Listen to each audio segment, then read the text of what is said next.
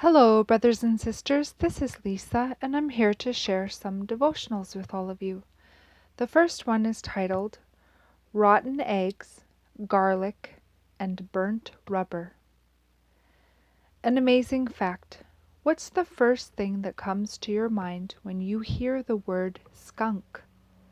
It is probably the strong foul odor used by these cute little striped black and white polecats to protect them from danger.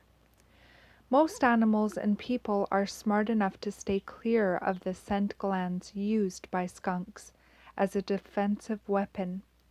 Someone once described the odor as a mixture of rotten eggs, garlic, and burnt rubber. Because of muscles around these glands, skunks are pretty accurate in their aim at up to 10 feet away. People can easily smell this odor up to a mile away. Actually, the skunk is reluctant to fire this weapon. It has enough to shoot 5 or 6 times, but then needs about 10 days to make another supply. Seeing the black and white stripes or spots is enough for most animals and people to stay clear.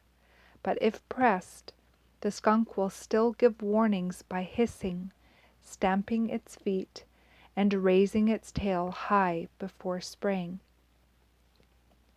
The stink is so strong it will even drive a bear away.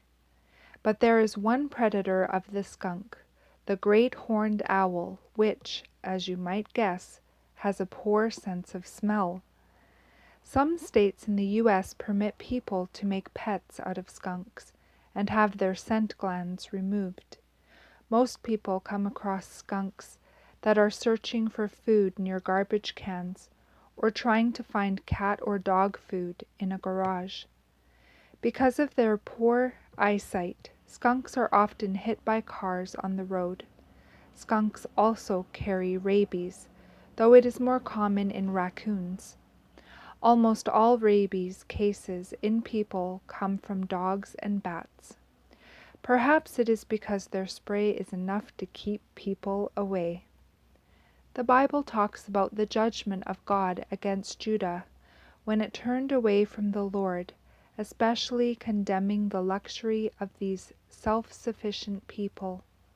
God lists jewels, clothing, and perfumes used by a haughty and proud people. Isaiah writes that the Lord will take away the perfume boxes. Instead of a sweet smell, there will be a stench. Isaiah 3 verse 23. A selfish life stinks. When we give our hearts to Jesus and live to bless others, it is a sweet smell to all around us.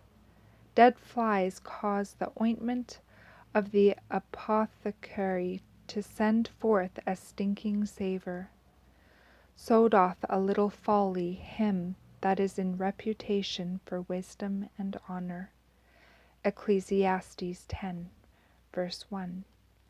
And that is the end of the first one. And the second one I'd like to share with you is titled, What Shall It Profit? For what shall it profit a man if he shall gain the whole world and lose his own soul? Mark 8, verse 36. Christ calls upon every one to consider. Make an honest reckoning. Put into one scale Jesus, which means eternal treasure, life, truth, heaven, and the joy of Christ in souls redeemed. Put into the other every attraction the world can offer.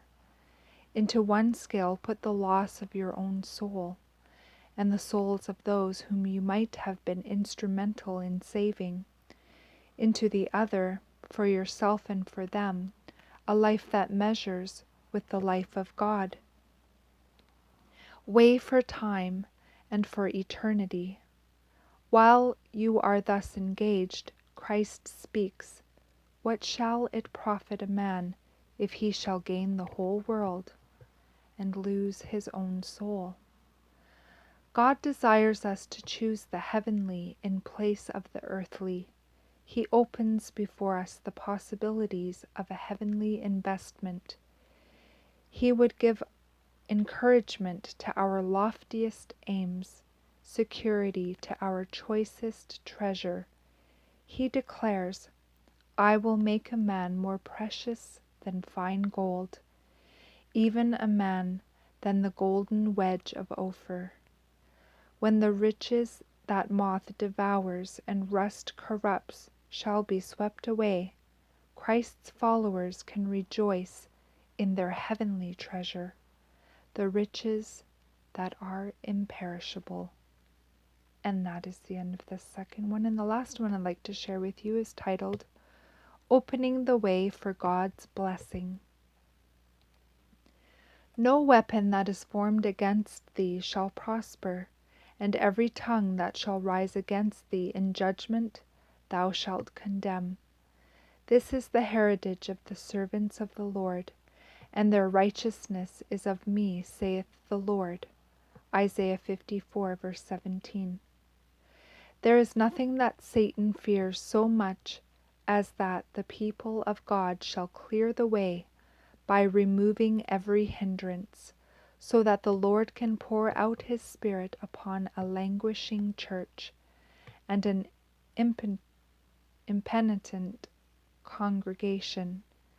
If Satan had his way, there would never be another awakening, great or small, to the end of time. But we are not ignorant of his devices.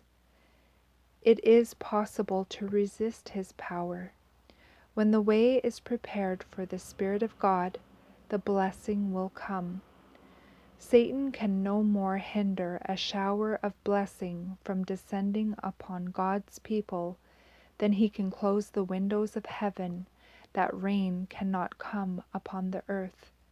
Wicked men and devils cannot hinder the work of God, or shut out his presence from the assemblies of his people, if they will, with subdued, contrite hearts, confess and put away their sins, and in faith claim his promises. And that is the end of these devotionals. I pray you all have a beautiful day in the Lord.